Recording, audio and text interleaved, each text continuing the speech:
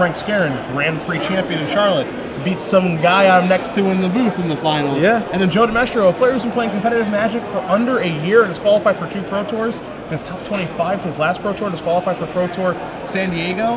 Does it really get any better than this if we're playing for top 4, my friend? This is really going to be a skill-intensive match, and I'm pretty sure it's going to come out to the wire here.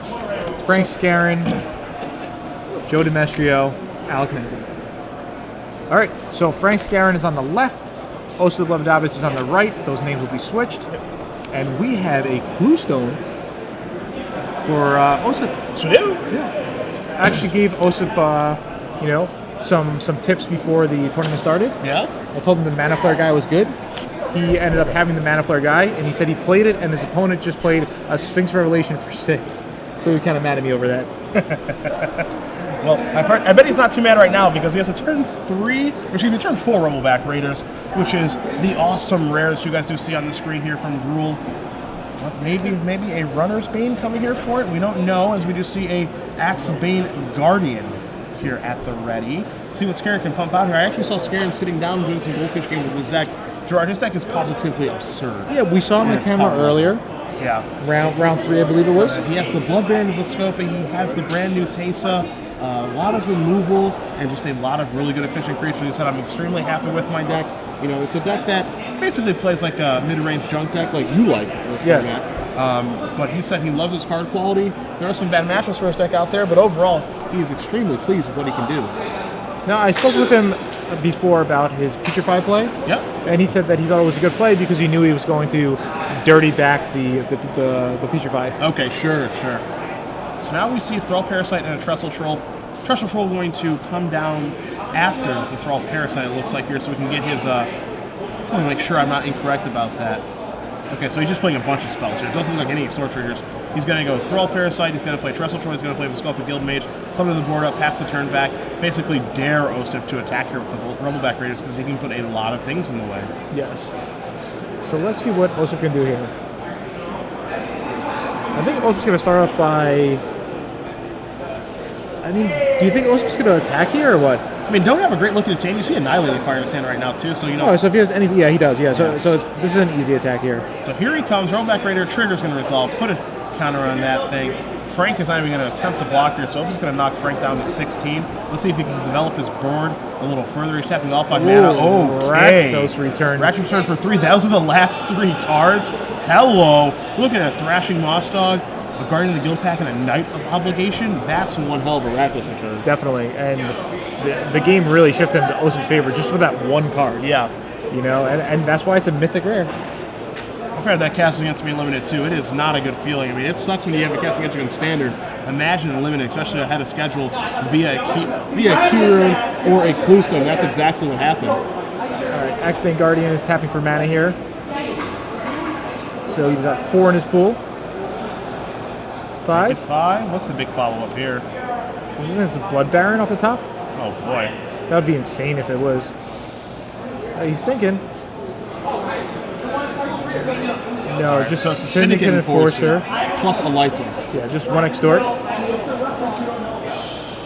Alright, and I think Frank here will get in for 3 points. Does that make sense? Attack with the... No?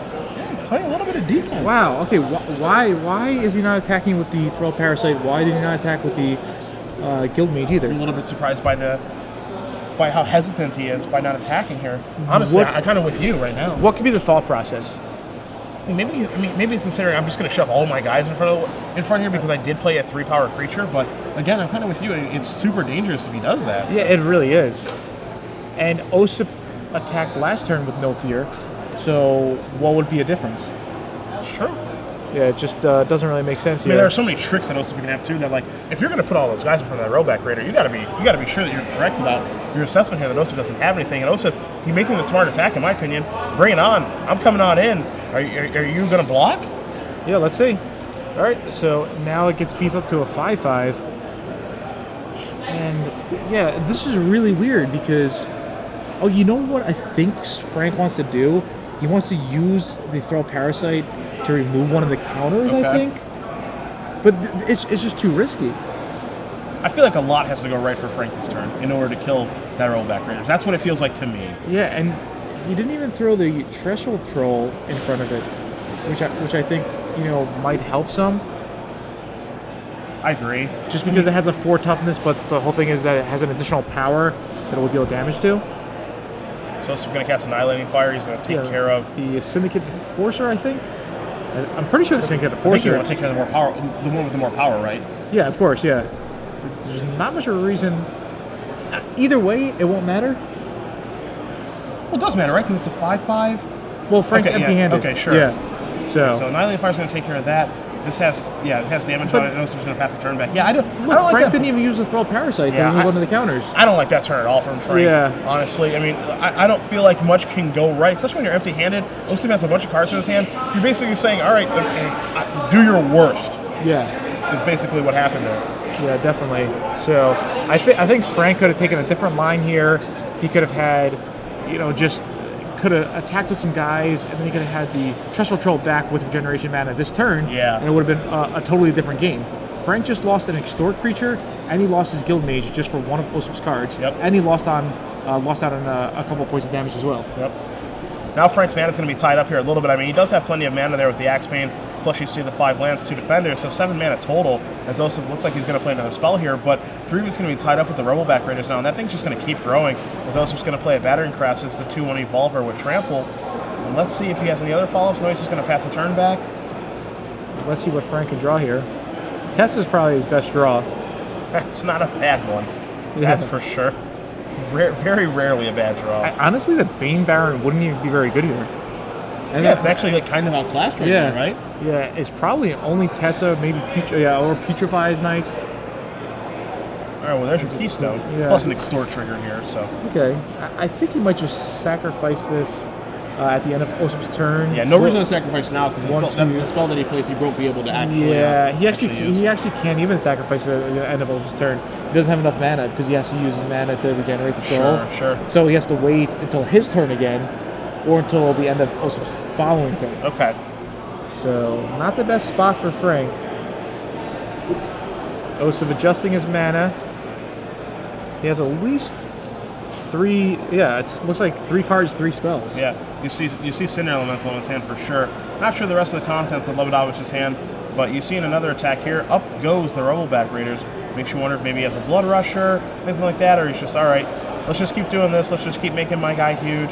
He's going to follow up with Cinder Elemental, get that on the board, evolve the old Battering Crassus, make that into a 3/2 and pass the turn back. Frank, no activation of Thrall Parasite still, does not want to pay 2 life to remove that counter there from the Crassus or one from the Rebelback Raiders. So Skarren's going to draw a card here. Do you think he should be using the Throw Parasite? Yeah, I really don't. No? I mean, 2 damage for a counter is a heavy investment, or excuse me, 2 life loss. Yeah, but you know, he could have still had the Extort guy around, so maybe if he did, that would have been a different story. Yeah, I mean, it's a different story then, but you know, with how the game has shaped itself now, I think that if Skarren does use that Thrall Parasite, it's just not going to be very good, as he's just going to pass the turn back yet again. Sure. Alright, so Osip draws for his turn. I think it was another spell. Osip's drawing pretty good so far. Why draw lands? Yeah. And there's 4 mana. There's a Corrosion Monitor. Alright, another Evolve trigger. Crassus is going to move up to a 4/3 now. And that thing grows pretty quickly. You can really get out of control fast. And a 4/3 Trampler is not anything to ignore. And it's actually going to come into the red zone along with the Raiders. That's going to get 2 counters now. So Rebelback Raiders is going to move up to a 9/9. Yeah. So I think Skarren's just going to block, regenerate. I don't think he wants to throw a guy in front of anything else here. Yeah. So there's your regenerate. Looks like a regeneration. So he's going to take 4 damage here. Looks like it. Skarren's going to move down to 11. Skarren down to 11. And Osip's going to pass the turn. At the end of the turn, Clue's turn was getting sacrificed. See what Skarren's able to draw. Remember, even though he's behind right now, he's got a lot of good cards to draw. As we said, he does. Teysa is one heck of a draw for Skarren right now, but he's also got a lot of other draws as well. I agree with you that the Blood Baron of a Scope is not the best thing in the world, but it certainly isn't bad. Yeah. With Trestle Troll holding down the fort on the Rebelback Raiders because it doesn't have evasion or trample or anything like that to push through, that? I mean, the rollback raiders might just have to hold tight on defense. Well, the main problem is that Cinder Elemental. Sure. So sure. it's, you know, if Osip wants to, he could just say, hey, I'll kill it. But now with Skarren being at such a low life, Osip could just send that Cinder Elemental to Skarren's head, Yep. and that would be it. So now we see Sewer Shambler coming to play on Skarren's side, plus an Extort trigger. So we're going to see a little drain, a little gain there for both players. Osip's going to untap those permanents. He's going to draw a card, see what he finds here. Okay, so he draws a mountain, which is actually fine. The more lands, the more damage from the Cinder Elemental. And anytime you can get yourself in this situation, Gerard, where lands are good and spells are good, it's very difficult to lose because now lands are very good for Osip because, as you said, Cinder Elemental going upstairs is a very realistic thing. Definitely. So we do have an update for you guys as well. You can see on the top there, Phil Napoli has won game 1 against Nezin. So Phil and his very aggressive deck is up a game, and Osip might be looking to take this one over too. And he did. With an overloaded Street Spasm to clear Skarren's board. He's going to pick up everything, including the land. So Lebedowicz is going to win game 1 of his match as well, as you see Postlethwait versus Demestrio. Pretty much in a board stall. That looks like a board stall to me, my 1, 2, friend. 3, 4. Looks like 4 creatures, a detention sphere on Billy P's side of the board. 7 lands. Yeah, a launch party in his graveyard. Yeah. A lot is going on. So, looks like we're going to cut that way. As you see Lebedowicz and Skarren sideboarding. Napoli and Nezin are in game 2 here. And we'll see exactly, once we get our life totals updated here, it looks like Postlethwait is a pretty high life total with Demestrio at 10. yeah, that looks to be correct. Well, okay, so it looks like we have 10 to 9, and we have Jelen Sphinx. 5 mana, 1/5 flying vigilance. When it attacks, other attacking creatures get +1/+1 to on a turn. How do you like that card? I think it's strong. Yeah? Yeah. I mean, you see you see 5 mana, 1/5 flyer. It's just like, it's not all that impressive, but Yeah, I think it's really underrated. okay. We see a Grave Betrayal on Billy P's side of the board. Now that one's a complicated card that we'll bring up on the screen for you guys because Grave Betrayal has a lot of text. It does a lot of different things, and it didn't see a lot of play in Return to Ravnica. A lot of you'll people see thought, it now. A lot of people thought it wasn't good. Yeah. But I was on the side, I think it is a powerful card. And I thought Death's Presence was also a powerful card. Yep. 6 mana, the green version of it. Where every time one of your creatures dies, you got +X/+X counters. Yep. Here, as you can see, 7 mana, whenever a creature you don't control dies, return it to the battlefield under your control with an additional +1/+1 counter on it at the beginning of your next end step. That creature is a black zombie in addition to its other color and types. So basically, you have this in play. I'm going to Grizzly Spectacle your guy, and then I'm going to take your guy. Yep. With a +1/+1 counter. Yeah, any creatures that do die are going to go over to your side. So now it makes it really difficult for Demestrio to ever consider attacking because if the guys do die, they go to Postlethwait's side of the board as he's going to play of a Scopa Confessor. Confessor is going to allow him to pay 3 life. Take a look at Demestrio's hand of Sunspire Griffin, the separate Guild Mage, and it looks like a Loxodon Smiter over there as well. And again, this does not make him discard, it makes him exile a card. Exactly, so but he super picks important. Skywatch anyway, which seems like the right play. Yep. So we are working ourselves here, Gerard, into a nice bit of a board stall. Yeah, definitely. I think it heavily favors Postlethwait right now. Yeah. Because of the Grave Betrayal. Absolutely. Because of his Extort guy, the Confessor. Yep. So, and Demestrio just drew a Plains, so he could play the Loxodon Smiter, but it's not going to do anything. Yeah, I mean, a 4/4 on this board, not looking very impressive at all. If Postlethwait wants to get off the board, he can do some number of blocking, a double block or triple block, depending on what the board looks like. But you do see Demestrio play the Plains. He does play the Sunspire Griffin. Yes. He's just going to pass the turn back. So Postlethwait going to untap. He's going to draw a card, plays the Plains for the turn. We'll see if he has any spells to play in that handful of cards that he does have. Doesn't look like he does, so Demestrio is going to untap. He's going to draw. Looks like Demestrio draws a split card. And could you make out what it was or no? Concealing it pretty well. It looks like, okay, so it looks like it's going to be Protect and Serve. The Protect half of this, +2/+4 is an instant for 2 and a white. Serve, target creature gets -6/-0 until end of turn. So this is just an interesting little combat trick here. You're going to see Windrake come across. Deputy of Quittles. Okay, here we go. This is an attack with everything. So Demestrio confident in this trick. Yeah, kind of aggressive here. I guess he's really relying on Protect and Serve to pull through.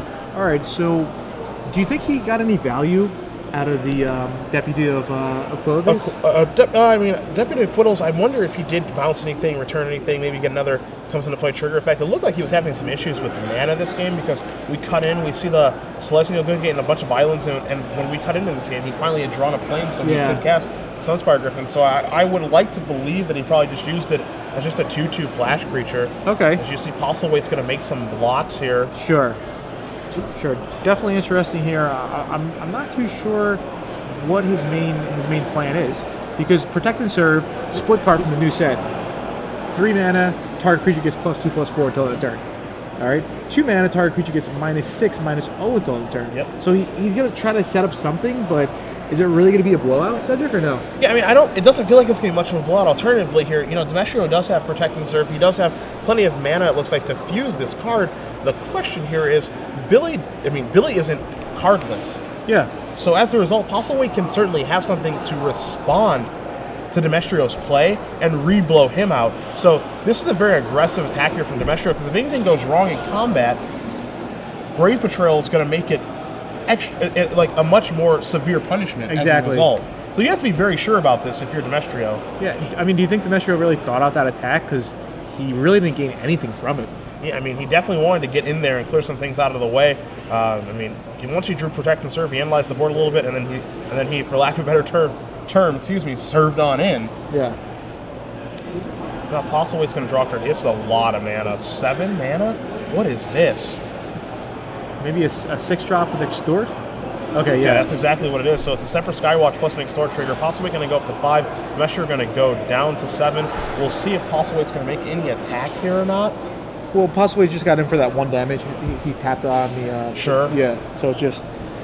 Next turn, you're right, he's probably going to set up a big attack. Try to end the game as quick as possible. Yep. So what can Demestrio really do here? He can add to his board a little bit. We know he has that Locksmith and Smiter still in hand. That's going to come into play, but I don't think that he has any good attacks, and he does just pass the turn back. So Postlewait's going to untap. He's going to draw. We'll see what he can find. I see an island in his hand, I think. Can Billy attack? Billy could swing in with... what happens if he swings in with the Skywatch? Right? If he swings in with the Skywatch, you see a Windrake there. You see the Concordia Pegasus, Sunspire Griffin. I mean, this is a situation, right, where it can get double blocked. Alternatively, I think Demestrio would be more than happy just to take the damage because it's not a lethal attack. Yeah, I think Billy should probably attack with a... No, he doesn't want to attack with a Skywatch here? Would he just lose in the backswing? 1, 2, 3, 4, 5, 6, 1, 2. So he would if, I guess Billy just has nothing in hand. Yeah, and if Demestrio, I mean, alternatively, Demestrio draws like a bounce spell or a trick or something like that, he would lose even worse. And I think that, Postlethwait just sits here, hopes to outdraw Demestrio in the mid to late game, which is where we're at right now. I think that going for it there is very, very aggressive. Yeah. As Demestrio is kind of talking to his teammates right now, saying, do I go for this right now? I can go for a big time attack and try to end the game. If Billy has nothing, Billy will lose. If Billy has anything, it's pretty much an auto win. Yeah, because 5 damage is going to come through. Yeah, exactly. You block the 3 biggest guys, and Lots on Smiter, and 2 of the 2 power guys. Let's say it's an Armory Guard and a Deputy of Acquittals, as you see Demestrio removing the creatures around, saying, this is 5 to get me through. He's going for it. And he has nothing. Wow. Have anything? He has nothing. He has an Island Swamp in hand. So Demestrio goes for it. It works out. So Demestrio is going to win this game. He's going to put him up a game, as you see on the top as well. Nezin, Napoli, 1-1 right now as well. So we'll see what match we're going to cut over to here. But Demestrio does give his team a leg up in a match. Yeah, very interesting lines of plays there. I guess if Billy did attack with the Skywatch, certainly not that. Well, I mean, as a semi bluff there. So, because if he had nothing, he was just dead on the backswing, as we saw. Sure. So, by attacking, it might lead to something more like, oh, he must have something, and maybe he has something to actually kill me. On the flip side, right, Demestrio has to go for it on that attack. He has to, have the courage to get in there with all of his creatures and hope that Billy doesn't have a trick. Yeah, I mean, but he knows the longer the game goes, probably the less percentage chance he has to win. Okay. So we cut back in here to Lebedowicz versus Skarren. You see Lebedowicz's board. He has a Dead Bridge Chant. He has an Adaptive Snapjaw. You see a Trestle Troll, a Clue Stone. We got a new beater out there too. That green guy down there. We'll find out what that is in just a 2 second. mana, 2/2. Okay. For 6 mana, gets +3/+3. Okay. So it turns into a 5/5 beater. Okay, sure. Yeah.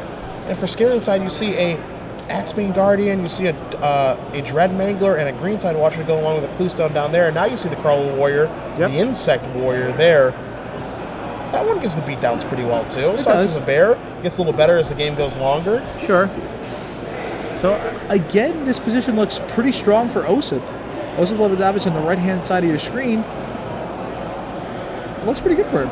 Yeah, I mean, it looks okay. One thing you can see in the graveyard as the Cluestone is broke there for a new card is that Skarren had a Profane, Purge the Profane. Yep. And so that means it probably got 2 pretty good cards for Osip. But again, Deadbridge Chant is going to have the opportunity to take this game over right now. Yeah. So looks Osip has about 10 cards in his yard. Yep. So we roll a die. 2, Osip 3, going to take a look. Force going to come into play. Excuse me, going to go into his hand. Yes, exactly. If it's a creature. If a creature comes into play, I apologize. Yeah, perfect. So Osip just needs to bash in again. Why not, right? They can't stop, won't stop. Yeah. What is Frank really going to do? Osip has a bunch of mana. He's able to activate it. He's able to pump it up, which he does this turn. Frank takes the damage. Osip's second main phase plays Centaur a Forest. Herald? Yeah, and plays a Centaur Herald. Card I haven't seen for a little while there. I remember back in the day, Selesny was like arguably its best common. It was really good, yeah, definitely. That and Eyes in the Skies are probably towards the top of the picks. Now Selesny Gilgate comes into play for Skarren. He passes the turn back. Deadbridge Chant again. You can see Osip just really building advantage here as Frank does roll the die, hoping it stays on the table. So here it is. Osip going to as they kept the keep rolling 20-sided. They should just do it by 2s if they could. They really should. Yeah. 2, 3. Oh, wow. My goodness. Gruul Rage Beast comes in up. Someone has some rage there, yeah. Gonna be time to fight, but Gerard, I mean, not only is that insane, but now you see, again, the subtle interactions in this format, right? Because you're going to see a fighting in the Dread Mangler and the Gruul Rage Beast, but also a Snapjaw is going to get a little bit bigger, too. Yeah. Is that he can make a Centaur token. Oh, wow, yeah, he could. And fight that way if Osip sees that line of play. Yeah, I think you want to get that Axebane Guardian off the table as well. Yeah. I mean, either way, this looks great for Lebedowicz. Oh, boy, now there's a Cruzada Monitor. That's going to kill that creature. Greenside Watcher's going to untap that Selesnya. Guildgate. See if Osip sees the Centaur Herald's play or not. But here comes that fighter. Here comes the Snapjaw. Unbelievable use of the Deadbridge Chant. I mean, I think Deadbridge Chant's got to be one of the better cards in Limited, right? Oh, especially definitely. if you can get to this state. Yeah, I would say it's an easy first pick. Just a super high impact card, very powerful. Again, you know what could happen to it though? Starts with an N. Ends with a Naturalize. And ends with Naturalize, all right. So what can Frank do here? I mean, we know his whole deck, right? Tessa's not going to save him now. No. He's going to need... He's on 5. I mean... Looks really tough for him. A Merciless Eviction would be awesome. I don't think he has it in his deck. Yeah, I'm pretty sure Frank doesn't have that in his deck. We know he has Tessa. We know he has Blood Baron. I think there's a cap of number of broken rares you can have in your deck. Yeah, there's a rule. Yeah.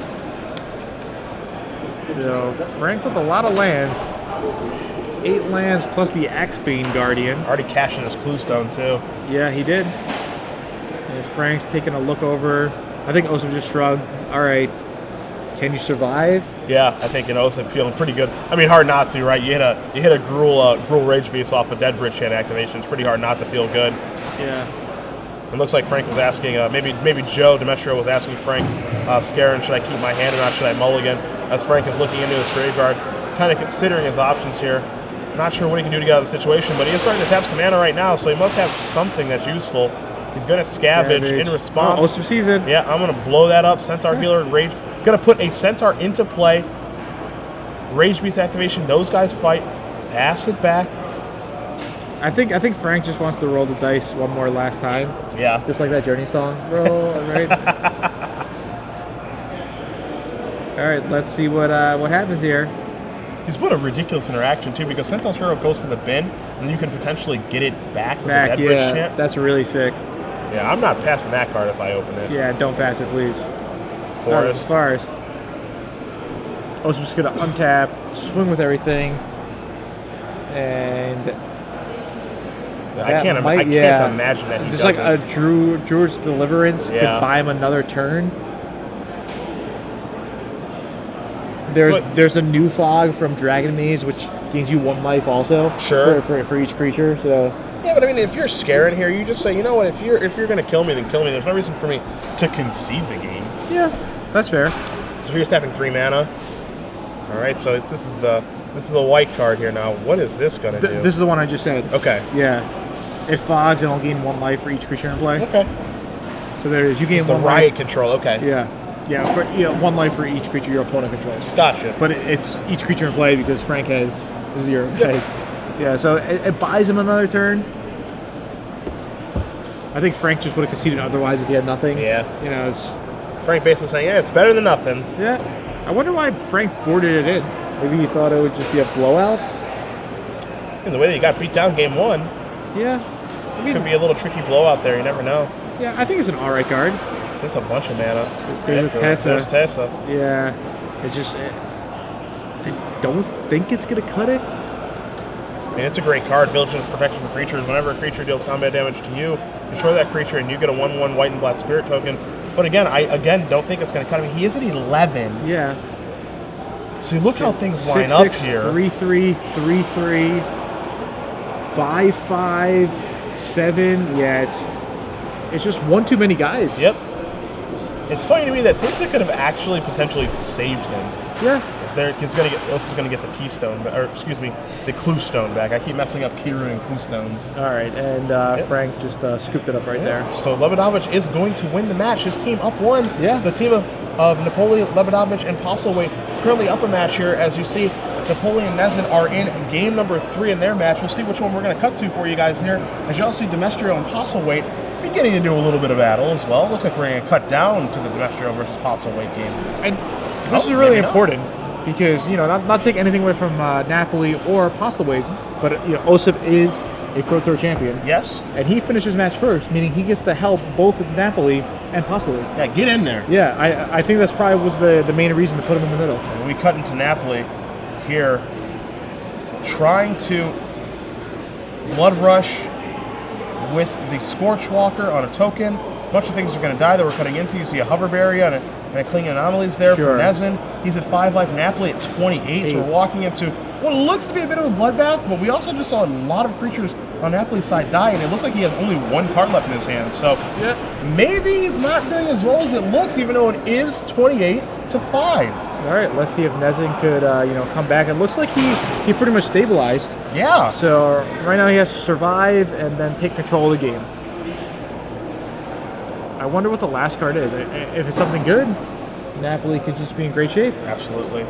If it's something mediocre to bad, he's going to be in a lot of trouble here because Nezin does have those 2 defenders out. Hover Barrier, one that can block flying as an 06. The Clinging Anomaly is currently sitting at a 2/5 at the ready to block any ground pounders. So Nezin has his defenses up right now. So maybe Napoli needs something like an explosive impact to finish the game off.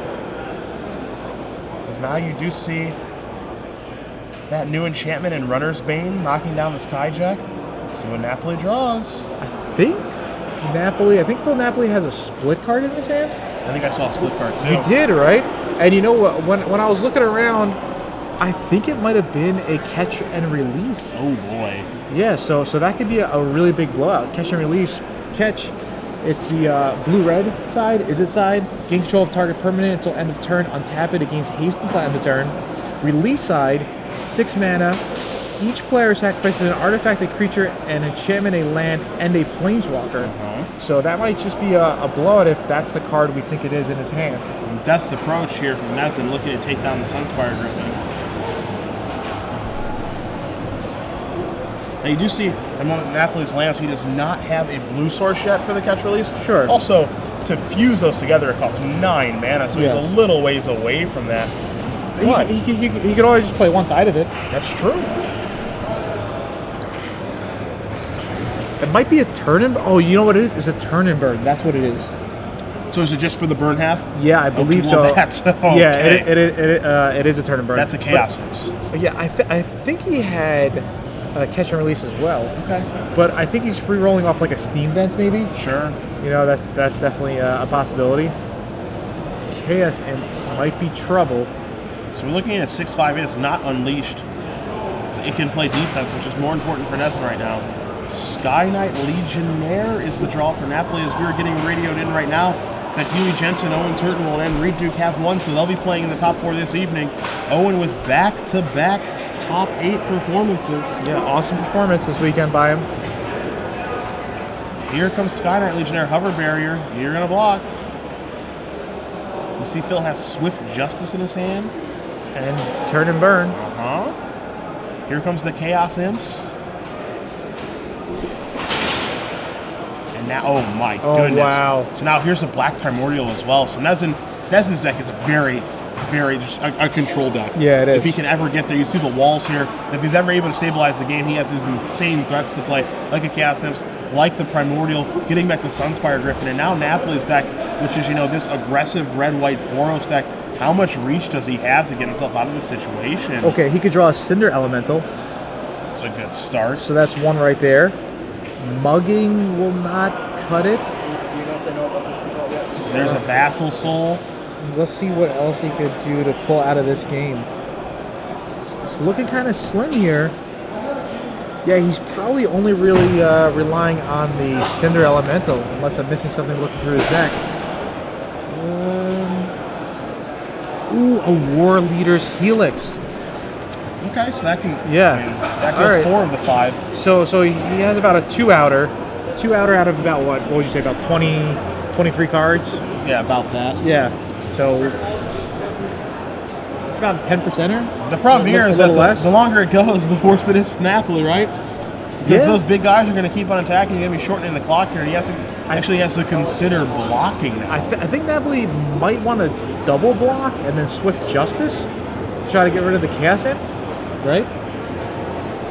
Yeah, I guess that's a possibility. Because if his line of play is, you know, I have to draw a Cinder Elemental or War Leader's Helix, why not? Yeah. It looks like Osip just walked away from the match, which is something pretty surprising. Oh. Maybe their strategy is not to help each other. Maybe he's all the way over here. Yeah. Maybe he thinks the team's gonna lose. Well, maybe, you know, it could be just being I put my faith in these guys. I don't need to be here to coach them. We've gotten this far without coaching. I'm not gonna step in now. So there's a turn. Oh. Burning him for 2. There's a burn. What's Nezin's card here? I'm not sure. Is Nezin going out to 3? Yeah. Oh, wow. What do you think? Does Nezin have a counter? This feels like a counter, right? If he's thinking this long about it, he's probably thinking, oh boy. Yeah, or it could just be a bluff. So burn is going to be placed in the middle of the table. That's on the stack. What counter can Nezin actually have? Let's see. He does not have Syncopate. Oh, he has Dispel. Maybe that's what it is. Oh, it is a Dispel. Okay. So now Napoli needs to draw a Cinder Elemental this turn. Let's see if he could do it. Ooh, it's a white card. Doesn't look like a Cinder Elemental. It's a Keening Apparition. Keening Apparition could get rid of that Runner's Bane. Yeah, that's about all it can do. But Napoli is just on pretty much a 2. This game's really close. Yeah, it really is. He's gonna need a War Leader's Helix, which might not even cut it, and or a Cinder Elemental. Nezin draws his card for the turn. You see him organizing his creatures now. Which ones do I want to put on offense? Which ones do I want to put on defense? Yep. Looks like he's drawn a spell for the turn. What's this going to be? Maybe Kiru? Maybe something better? He is really reaching right now. Yeah, he tapped 3 mana. Looks like he wants to tap more. Yeah, maybe it's. I think it's either a Key Rune or a Clue Stone. Yeah. Okay, Clue Stone.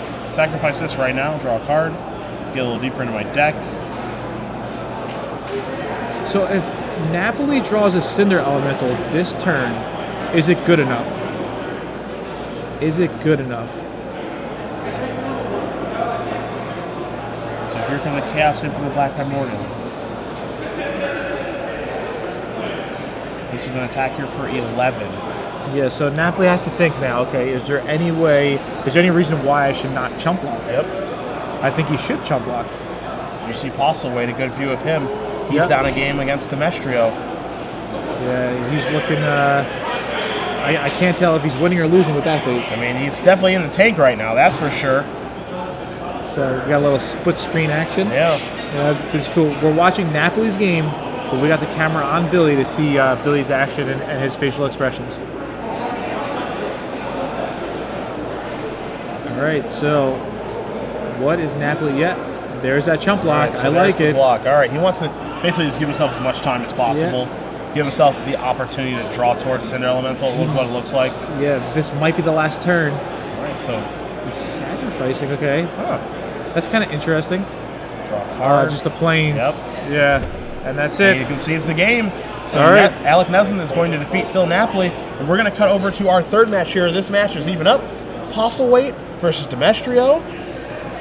Yeah. It looks like Billy, William Postlethwait, was losing according to Osip. Osip walked by, Huey, Owen, and Reed said, hey, did you win? Did you make it? And Osip said, yeah, well, I won, but it looks like my teammates are going to lose.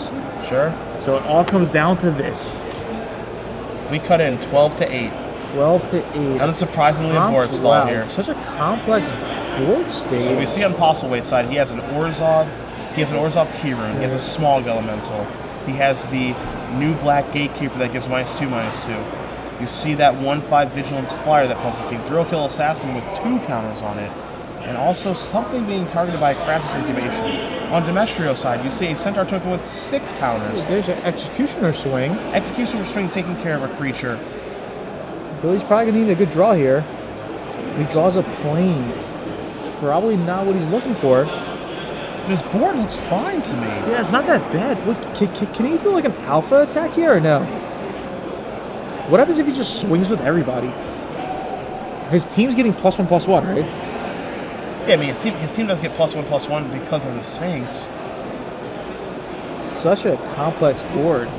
But I mean, there will be blocks on the Demestrio side as well, so, only the Sphinx has Vigilance right now, too, so, the one thing to keep in mind as well as you take a look at that Orzhov Keyrune is that would become a 2/5, a little extra points of lifelink there as well. Definitely. See small elemental. So here comes Postlethwait. Thrill Kill Assassin in with the Jellin Sphinx. Trigger. And Demestrio will just chump block with the Pegasus. Demestrio will go down to 11. Seems like a step in the right direction if you're Postlethwait, right? I know Billy has a 1 land, 1 spell in his hand. Now remember, there is only 13 minutes left. If William Postlethwait happens to win this game, TikTok goes the clock. okay, Postlethwait's team is most likely to make it. They have higher tiebreakers. So Postlethwait only really needs to win this game to move their team into the top 4.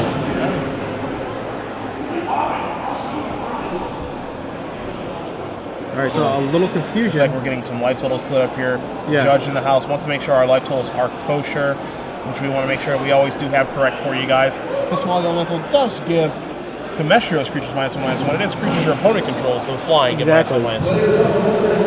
Maybe last turn, William Postlethwait took, 1 too much damage. Yeah, that's what it may be. Yeah, that's what it kind of looks like. And they're going to try to figure it out. They say, hey, can we reconstruct the life totals? Can we not?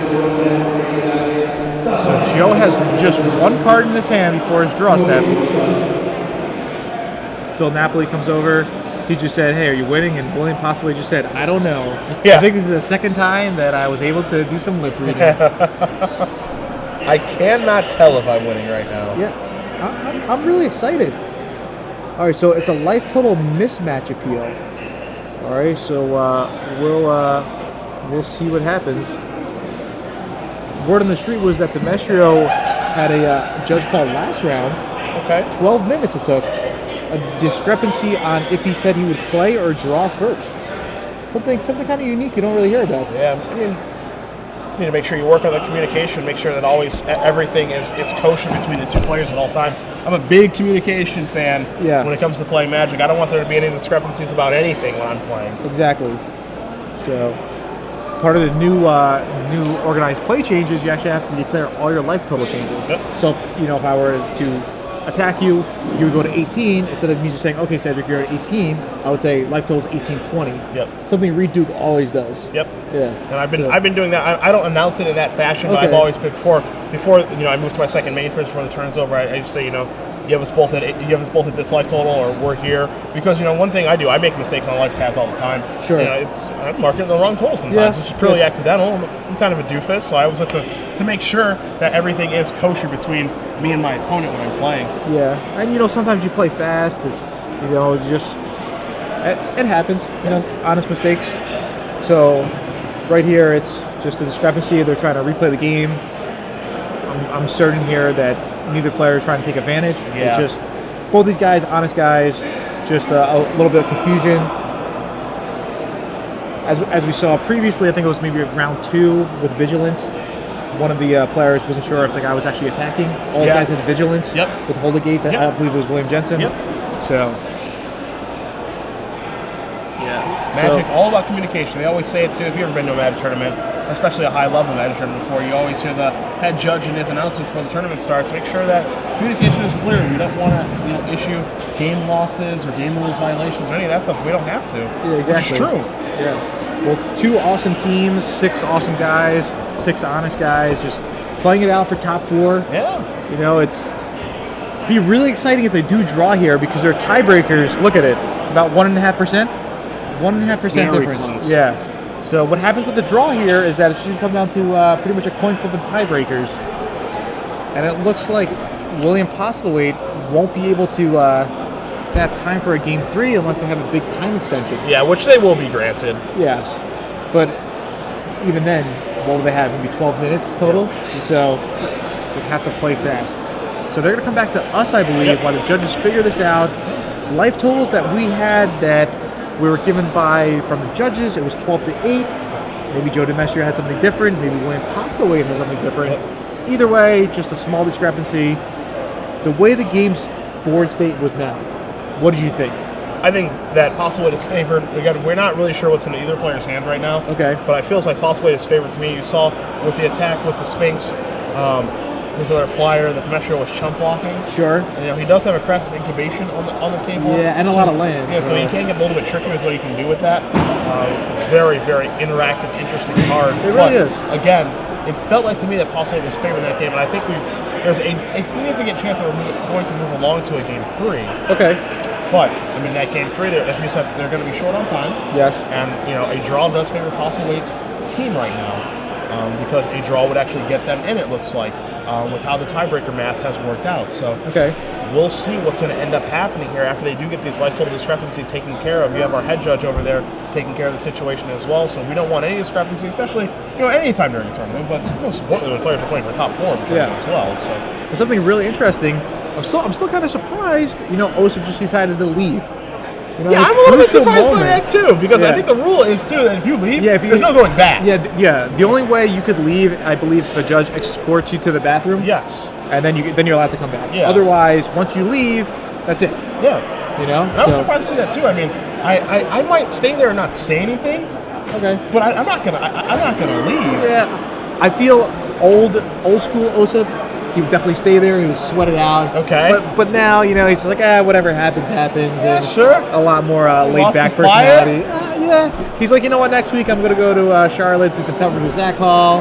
Live the life. Why not? I will. Yeah, I'm a little bit surprised to see Phil there by Postlethwait's side, at the ready to help if necessary. Now, Postlethwait's certainly a very capable player. So, definitely. You don't want to interrupt his train of thought or anything like that. So maybe that's a line of thought. It's like there's nothing I can say or do to help Billy win this game. I just want to play this game because think about if you walked in on this game state. What can you do to really help? Yeah, seriously. Here? All right, so it looks like Joe Demestrio has drawn his card for the turn, so they're going to continue playing here. Oh, wow. So Demestrio is actually at 11 now. Okay. So maybe that was the change. It looks like we're good to go on total. So. Yeah, so it's 11 to 8. Billy has land and a spell in his hand. Demestrio is attacking with his 2 guys. So there's an activation of an Orzhov key room. And Gerard, one of the things that you actually don't see, and one of the things that we didn't see immediately, is that the card that is being enchanted by Crassus Incubator is the thing that gives -1. Yeah, exactly. -0. The 3/4. Yeah. Yeah. So with that Haunter and of Night Veil. yeah, Haunter of Night Veil, that and Smog Elemental, you're really doing a Doing a a number. work, yeah, especially on Demestrio's flyers. All right, so it looks like the time has been updated. These guys are gonna have about 13 minutes to try to finish this game and play game 3 if it comes to it. So Postlethwait might be. Is he trying to move all in here? A lot of blocking here from Postlethwait. Yeah, I'm not too sure what's going on. We'll probably just have to wait and see. And I'm curious to know what's in Postlethwait's hand. What is that? It looked like a blue card. What could it be? We see a huge block here from Postlethwait. Putting Small Elemental over there on the creature that can become a 4/4 but minus the power because it would fly. Small Elemental is going to eat that. Sure. And what's going on with this Centaur token? That's the big question. What does Demestrio have? Just a Follows up with an Armory Guard. Guard. Wow, that's pretty much nothing there. This is kind of confusing here. What is Demestrio going to do now? I think he just has planes in hand, right? Yeah. That's what it looked like. And nothing dies Yeah, on Postlethwait's end. So yeah, I'm really interested to see what exactly is. I mean, I'm assuming that's a 6, 7, 8, 9, 9 Centaur token, and then -1, so 8. But nothing dies on Postlethwait's end. So maybe that's not what we think it is. We're gonna figure out what that is because I mean that thing should have killed something if that's what we thought it was. Yeah, I mean, even if it's only a 6/6, essentially a 5/6, it would still kill something. Oh. Okay. What is it? There are 6 of those centaurs. Oh, there's 6 of those centaurs. Oh, okay, that makes sense. Ability going to 3. So the game's a lot different now. I'm assuming it's a 9/9 out there, but no, there Yeah. are 6 centaurs on the table. Okay. So this game looks way better for Demestrio now. Yeah. Now those are 2/3 centaurs because of the Haunter of Night Veil. Yeah, we should. But that's yeah. there we go. Yeah, that would definitely help us. Help Yeah. us do our job a little bit better. 1, 2, 3, 4, 5, 6. Yeah. All right, what's in Billy's hand? So there's a chump block. Demestrio's going out to 10. Billy plays a land. He's starting to tap some lands. It's a good sign for him. Sin Collector. Sin Collector, just the planes. All right, so Billy now has 5 blockers. It's 5 blockers that they don't all live. Sin Collector would probably have to bite the dust here, but he does have 5 blockers. All right, I think Demestrio just draws another land. Activate the key room. Postlethwait gonna make some blocks here. Yeah, let's see what he, yeah, I'm pretty sure that he just has to put 1 on each to be able to survive here. So he'll go down to 2? Does So that now, make sense? he takes 1 from the Armory Guard. The Armory Guard is coming in as well. And then the life link. So here's what ends up happening, right? The Centaur's a 2/3. The Armory Guard is a 1/5. So he's going to take 3, but the life link's going to take him up to exactly 1. So he's going to be at 1. Yes. And Demestrio's going to lose 1 Centaur. All right, so Postlethwait's going to have to top deck something here. He needs something good. I'm not sure what it could be. Demestrio just draws another land. Yeah. So can possibly attack for the win here because his guys get. This is gonna. You Yes, see, yep. So now you Demestrio- see Demestrio saying, "All right, so am I supposed to bring back this Crassus incubation? And if I do that, to put it on Yeah, his so- Sphinx, the Haunter gets +2/+2 because of the incubation." 3, 6. So if he blocks the biggest one, it's 4, 5, 8, 10. Yes, it's lethal. Did Postlethwait just win this game? 5, 6, 7, 8. How are you saying lethal attack? 2 counters go on the Haunter, Okay. and So he puts the incubation on the Sphinx. On the Sphinx. Okay, so he's the biggest guy is the 5, so it's 3, 6, 8, 9. Yeah, so it's 3, 4, 5, 3, 4, 5, 6, 7, 8, 9. Yeah, so it looks like he's 1 short. Okay, wow. So Postlethwait needs to draw something. Maybe Detention Sphere. Maybe we get a shot of Postlethwait's. There's the incubation you see on the screen. But now again, 1, 2, 3, 4, Postlethwait only with the 4 blockers. Yeah, 4 blockers right now. 4. Postlethwait's shaking his head here. He needed to draw anything, and it looks like maybe he didn't. As you can see, Phil kind of Kind of disappointed there. Possibly to move into attacks. It's not looking that good. He's counting to make sure. He has 1, 2, 3, 4 versus 5. Is he a point short? It looks like 3 from Song Elemental, 3 from Throkill Assassin, that's 6. 2 from the Gatekeeper, that's 8. 1 from the Key Rune, that's 9. 9 is not 10. Yeah. So 1, 2, 3, 4. So possibly just needs a blocker. He needed to have drawn a creature here. Yeah. Creature or removal spell. Let's see. Demestrio has to take this damage. Alright, Postlethwait beats in. Demestrio goes up to down to 7. Passes the turn. So last time we saw Postlethwait do this, He had nothing. he had nothing. Yeah. Really a close game. You cannot see his hand. So Demestrio doing the math. So it's pretty much just maybe a bluff. Maybe he could be trying to trap him. I couldn't really see with what. If possibly A card like Riot Control does it. yeah. If Maybe possibly it makes it possible. I mean, Postlethwait would attack with more guys probably if he had Riot Control, but maybe he doesn't want to tip him off. Because now you're going to see Demestrio return the Crest Incubation, 2 counters onto the Sphinx. Demestrio going to untap, he's going to draw. Sure. If possibly had something like a launch party, he just would have won the game on his turn. So as you can see, Skarren, Nezin, and Demestrio huddled there, discussing the play. Demestrio puts the Crest Incubation onto his Armory Guard. He has enough mana to pick it up, put 2 counters on his own guy.